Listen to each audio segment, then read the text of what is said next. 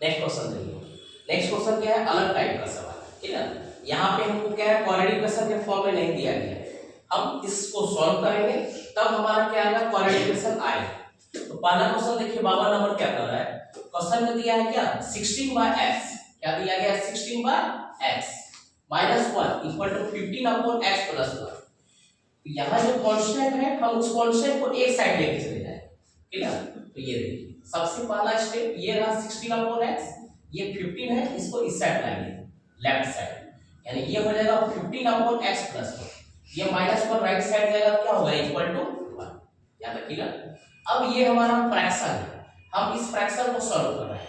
तो एलसीएम हमारा हुआ क्या x × x + 1, और ये यहाँ 1 के बराबर। x से हम डिवाइड करते हैं, कौन वाला पार्ट बचा, ये x + 1 बचा। x + 1 के साथ 16 का मल्टीप्लिकेशन होगा, तो 16 × x + 1, ठीक है। अगर x + 1 के साथ डिवाइड किए हैं तो क्या बचा हमारा x बचा।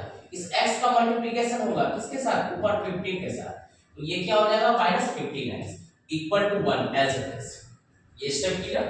अगले स्टेप पे मल्टीप्लाई कीजिए, ये रहा 16 × x 16x, 16 × 1 यानी +16, और माइनस क्या हो गया ये 15x अपॉन नीचे x × x x² x × 1 + x equal to किसके बराबर, 1 के बराबर। अगले स्टेप सॉल्व कीजिए, 16x - 15x ये बचा x + 16 क्रॉस मल्टीप्लिकेशन करेंगे, ये हो जाएगा x² + x, याद रखिएगा। अब ये वाले पार्ट को राइट साइड लेके जाएंगे, या आप यहां से भी कटा सकते हैं, यहीं से कट जाएगा, x और x यहां पे कट गया, तो हमारा यहाँ पे क्या आ गया, सिंपल x² = 16, यानी कि x = ±2, यानी x का वैल्यू हमको यही पे अवेलेबल है, क्लियर है ये। क्योंकि यहाँ पे क्या क्वाड्रेटिक इक्वेशन नहीं बना, क्योंकि x² x और x दोनों साइड क्या हो गया, कैंसिल आउट हो गया, क्लियर है यहाँ पे। अगला स्टेप क्वेश्चन देखिए। नेक्स्ट क्वेश्चन भी क्या है, सेम है। नेक्स्ट क्वेश्चन भी क्या सेम पैटर्न को फॉलो किया गया है। क्वेश्चन सिर्फ देखिए, ये रहा 4/x, इस वाले पार्ट को इस साइड ले आते हैं, ये रहा 5/2x + 3, और ये -3 को राइट साइड लेके चले जाएंगे, ये रहा +3, क्लियर। अब इसको सॉल्व करते हैं। यहाँ एलसीएम क्या हो गया आपको, x × 2x + 3, ये हो गया हमारा एलसीएम, और ये इक्वल टू किसके बराबर, 3 के बराबर। अब इस फ्रैक्शन को हम सॉल्व करते हैं, x से अगर इसको डिवाइड किया गया पूरे टर्म को, तो क्या बचता है हमारा 2x + 3, 2x + 3 ऊपर 4 के साथ क्या हो जाएगा मल्टीप्लाई, ये हो गया 2x + 3, और साइन क्या है माइनस, तो माइनस देखिए। अब 2x + 3 के साथ अगर डिवाइड करें इस पूरे टर्म को, क्या बच रहा है x × 5, क्या हो गया -5। ये सिर्फ हम एक फ्रैक्शन को सॉल्व कर रहे हैं, बट यहाँ फ्रैक्शन में क्या है, अलजेब्रिक एक्सप्रेशन, तो हम अलजेब्रिक एक्सप्रेशन का फ्रैक्शन को सॉल्व कर रहे हैं। अब अगले स्टेप में सॉल्व कीजिए, 4 × 2 हो गया आपको 8x, 4 3 जा क्या हो गया 12, ये रहा -5x, इसको मल्टीप्लाई कीजिए, x × 2x यानी 2x², x × 3 यानी 3x इक्वल टू क्या हो गया यहाँ पे 3।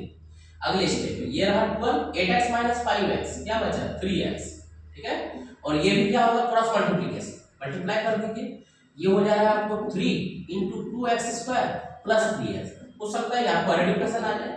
फिर ये हो गया क्या 12 प्लस ये रहा 3x, 3 × 2 = 6x² और 3 × 3 = 9x।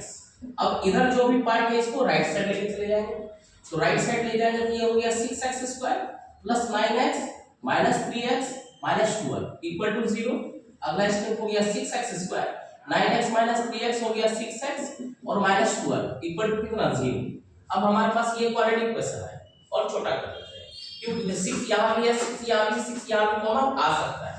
तो ये स्टेप हो गया x² + x - 2 इक्वल टू कितना 0। अब फैक्टराइज कर लेते हैं इसको आराम से, 2 है हमारे पास, 1 लाना है, ये हो गया x² + 2x - x - 2 equal to 0, क्यों 2x - x x के बराबर, और 2x × -x - 2x² के बराबर। अब यहाँ से कॉमन ले लीजिए, x कॉमन लिया गया तो x + 2 हो गया, -1 कॉमन लिया गया तो x + 2 इक्वल टू 0 के बराबर। नेक्स्ट स्टेप में x + 2 और x - 1 इक्वल टू कितना 0। अगले स्टेप में x = -2 और x = क्या हो गया 1 के बराबर। ये हमने क्या किया सॉल्व, ठीक है। ये एकदम सिंपल क्वेश्चन था, बट यहाँ पे क्या आ गया क्वाड्रेटिक इक्वेशन आया, सॉल्व किए।